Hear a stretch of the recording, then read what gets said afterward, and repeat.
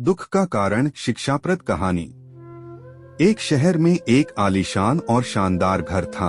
वह शहर का सबसे खूबसूरत घर माना जाता था। लोग उसे देखते तो तारीफ किए बिना नहीं रह पाते।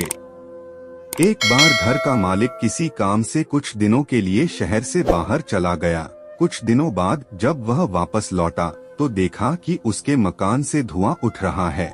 करीब जाने पर उसे घर से आग की लपटें उठती हुई दिखाई पड़ी। उसका खूबसूरत घर जल रहा था। वहाँ तमाशबीनों की भीड़ जमा थी जो उस घर के जलने का तमाशा देख रही थी। अपने खूबसूरत घर को अपनी ही आंखों के सामने जलता हुए देख वह व्यक्ति चिंता में पड़ गया। उसे समझ नहीं आ रहा था कि अब क्या करे, कैसे अपने घर को जलने से बचाए। वह लोगों से मदद की गुहार लगाने लगा कि वे किसी भी तरह उसके घर को जलने से बचा लें। उसी समय उसका बड़ा बेटा वहां आया और बोला, पिताजी घबराइए मत, सब ठीक हो जाएगा।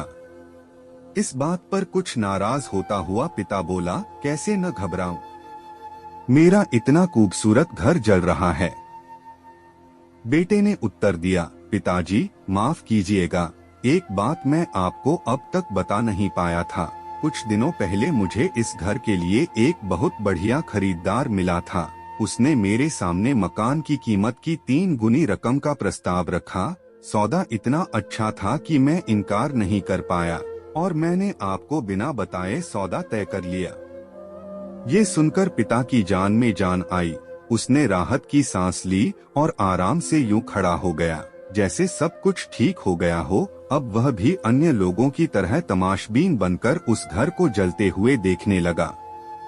तभी उसका दूसरा बेटा आया और बोला, पिताजी हमारा घर जल रहा है और आप हैं कि बड़े आराम से यहाँ खड़े होकर इसे जलता हुआ देख रहे हैं, आप कुछ करते क्यों नहीं? बेटा चिंता की बात नहीं है, तुम्हारे बड़े भाई ने ये घर बहुत अच्छे दाम पर बेच दिया है, अब ये हमारा नहीं रहा, इसलिए अब कोई फर्क नहीं पड़ता। पिता बोला। पिताजी भैया ने सौदा तो कर दिया था लेकिन अब तक सौदा पक्का नहीं हुआ है।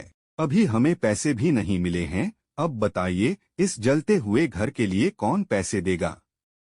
यह सुनकर पिता फिर से चिंतित हो गया और सोचने लगा कि कैसे आग की लपटों पर काबू पाया जाए। वह फिर से पास खड़े लोगों से मदद की गुहार लगाने लगा। तभी उसका तीसरा बेटा आया और बोला, पिताजी घबराने की सच में कोई बात नहीं है, मैं अभी उस आदमी से मिलकर आ रहा हूँ जिससे बड़े भाई ने मकान का सौदा किया था। उसने कहा है कि मैं अपनी जुबान का पक्का हूँ। मेरे आदर्श कहते हैं कि चाहे जो भी हो जाए अपनी जुबान पर कायम रहना चाहिए, इसलिए अब जो हो जाए, जबान दी है तो घर जरूर लूंगा और उसके पैसे भी दूंगा। पिता फिर से चिंता मुक्त हो गया और घर को जलते हुए देखने लगा। सीख। मित्रों, एक ही परिस्थिति में व्यक्ति का व्यवहार भिन्न भिन्न हो सकता है और यह व्यवहार उसकी सोच के कारण होता है। उदाहरण के लिए जलते हुए घर के मालिक को ही लीजिए। घर तो वही था जो जल रहा था, लेकिन उसके मालिक की सोच में कई बार परिवर्तन आया और उस सोच के साथ उसका व्यवहार भी बदलता गया। असल में जब हम किसी चीज से जुड़ जाते हैं तो उसके छिन जाने पर या दूर जाने पर हमें दुख होता है, लेकिन यदि हम किसी चीज को खुद से अलग कर देखते हैं तो एक अलग सी आजादी महसूस करते हैं और दुख हमें छूता तक नहीं है। इसलिए दुखी होना और ना होना पूर्णतः हमारी सोच और मानसिकता माइंडसेट पर निर्भर करता है। सोच पर नियंत्रण रखकर या उसे सही दिशा देकर हम बहुत से दुख, खोन और परेशानियों से न सिर्फ बच सकते हैं बल्कि जीवन में नई ऊंचाइयां भी प्राप्त कर सकते हैं।